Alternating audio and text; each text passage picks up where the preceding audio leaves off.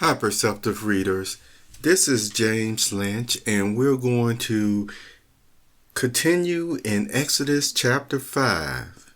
Exodus chapter 5, out the NWT or New World Translation, the versions of 1961, 1981, 1984, you see, before the revised editions that some of you have today.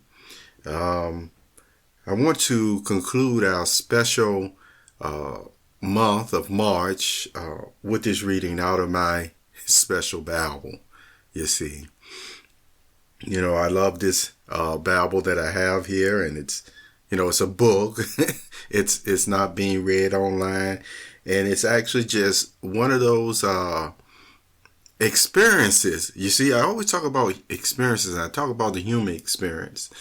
And in a world of AI and technology that's all, going at the speed of light, it is something about sitting outside, spring, summer months, and even during the winter months when you find a nice, cozy coffee place where you could just read a Bible in your hand and just take your time with it. And when you have thoughts or questions, hey, you don't have to rush. You can stop at those points and just meditate. What is this telling me here? What is going on? What is God talking about? Why is God saying this? Or, what is happening in these people's lives? You can take your time and meditate on this. And I'm going to tell you something that people have wondered about. And I think some very highly intelligent persons have finally figured this one out. There's been times where some children, you see, were being viewed as slow or even mentally retarded, and they just weren't. What were they? What were they doing? Why did they get viewed in such a way, especially when it came to reading and writing comprehension and things of that nature? Well, I can at least tell you that the whole mode of reading that I just described to you, there are some persons that's just the way they've been all their life. You can sometimes just give them one paragraph that should be read in a few seconds. And because of the way that they think and analyze everything, it may take a few minutes. And it's not because they can't read it any faster, but they're actually comprehending all the different facets and angles and things. And they do that even without, you see what I'm saying, trying to do it. Is just the way that their mind and brain functions at times. And so imagine, you see, being around a group of persons who are just really getting to the facts of the matter. You see, give me the facts now, and they read and they, make high marks. And then you have, some other students that may look like, oh, they're never going to get it. So something is wrong with them mentally. I just thought I'd share that with you because when it comes to reading the Bible, as I tell you today, you can take your time reading it and you can ask those questions. Look around. I mean, this book been around for thousands of years and it was designed to be read over and over again. It really was. And so hopefully you'll take that bit of advice. Remember, so far in Exodus 1 through 4, we see where Moses got his commission to go free God's people, Jehovah. That he really did tell Moses his name. He did more than say that I am that I am.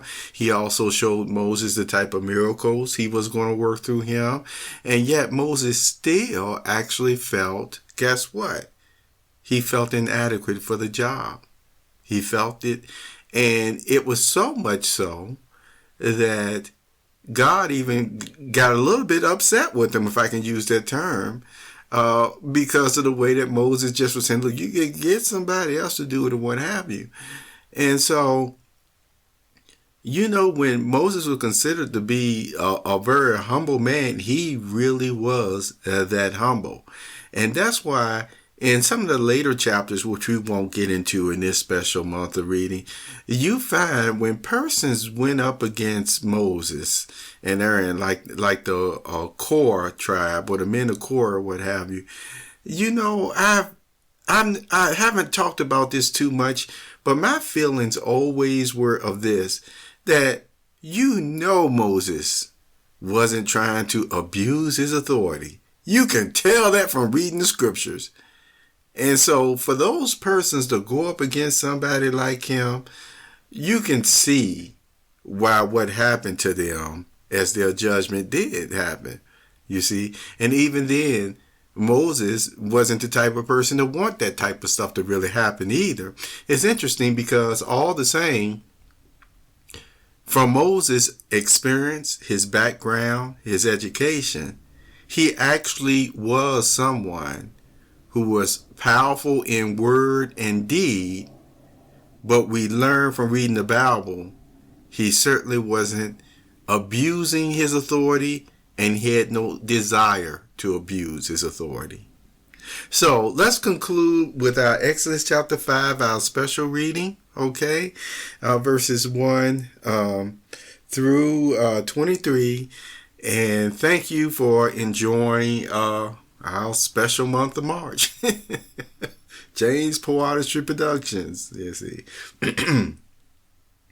And afterward, Moses and Aaron went in and proceeded to say to Pharaoh, "This is what Jehovah, the God of Israel, has said. Send my people away that they may celebrate a festival to me in the wilderness." But Pharaoh said, "Who is Jehovah, so that I should obey his voice to send Israel away? I do not know Jehovah at all, and what is more, I am not going to send Israel away."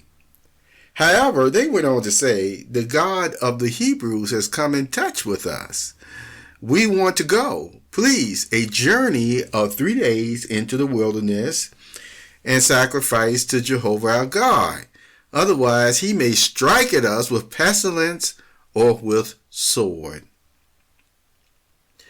At this, the king of Egypt said to them, "Why is it, Moses and Aaron, that you cause the people to leave off from their works?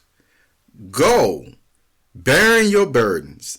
And Pharaoh continued, "Look, the people of the land are now many, and you indeed make them decease from their bearing of burdens." Immediately on that day, Pharaoh commanded those who drove the people to work and their officers, saying, "You must not gather straw to give to the people to make bricks as formerly. Let them themselves go and gather straw for themselves. Moreover, the required amount of bricks that they were making formerly, you will further impose upon them. You must not make any reduction for them, because they are relaxing. That is why they are crying out, saying, 'We want to go. We want to sacrifice to our God.' Let the service be heavy upon the men, and let them work at it, and let them not pay attention to false words." So those who drove the people to work and their officers went out and said to the people, "Here is what Pharaoh has said. I am giving you no more straw. You yourselves go. Get straw for yourselves wherever you may find it, because there is to be no reducing of your services one bit." Consequently, the people scattered about all over the land of Egypt to gather stubble for straw, and those who drove them to work kept urging them, saying, "Finish your words, each one his work, day for day, just as when straw was available."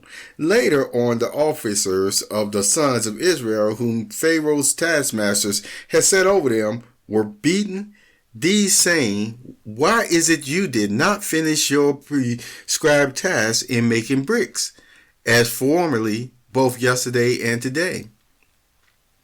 Consequently, the officers of the sons of Israel went in and began to cry out to Pharaoh, saying, Why do you deal this way with your servants?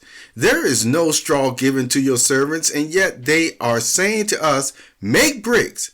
And here your servants are beaten, whereas your own people are at fault. But he said, you are relaxing. You are relaxing. That is why you are saying we want to go and want to sacrifice to Jehovah. And now go, serve. Though no straw will be given to you, yet you are to give the fixed amount of bricks. Let me pause right there. Perceptive readers, talk about hardship labor. Talk about the unreasonableness of it all. Did you notice that? The unreasonableness of it all. Okay. Verse 19 to conclusion. Then the officers of the sons of Israel saw themselves in an evil plight at the saying, you must not deduct from your bricks one bit of anyone's daily rate. After that, they encountered Moses and Aaron, who were standing there to meet them as they came out from Pharaoh. At once they said to them, may Jehovah look upon you and judge, since you have made us smell offensive before Pharaoh and before his servants, so as to put a sword in their hand to kill us. Then Moses turned to Jehovah and said, Jehovah, why have you caused evil to this people? Why is it that you have sent me? For from the time that I went in before Pharaoh to speak in your name, he has done evil to this people, and you have by no means delivered your people. So in conclusion, perceptive readers, one thing that you see that Jehovah will allow, he has his divine purpose. We know that. Yet, whether this is purposely what he was doing or just all a part of it, because it exposes everything, it goes to show how disrespectful, defiant Pharaoh was, how unreasonable he was. Here it is as a leader, you see, how cruel he was, you see. And then look at the effect that it had on the people. The people actually started feeling a certain way, as if it was his fault, you see, as if it was Jehovah's fault or Moses and Aaron's fault, when they were the ones there to serve them. Have you ever seen similar situations like that, or to save them, should I say, at this instance? Have you ever seen situations like this before? The very ones trying to help somebody are the ones that through intrigue, you see, machinations, misrepresentation, in other words, that would just describe the situation of the methods that the Pharaoh, you see, most likely was using on the people. It had the opposite effect from almost turning like it made the people look like, in a sense, that their bondage was still better than actually, once again, doing what they needed to also do and show faith, you see, for the one that was going to save them, you see. So it showed a lot that was going on there, at least for the attitudes of the people, attitudes of Pharaoh, and the hardship, the hard labor that would have made it impossible for the people to get anything done. You know, talk about bad work conditions. Anyway, take care, perceptive readers. Have a wonderful, wonderful day. I hope you have benefited from this reading of the Holy Scriptures, also known as the Good Book and the Holy Bible, whose author is Jehovah God.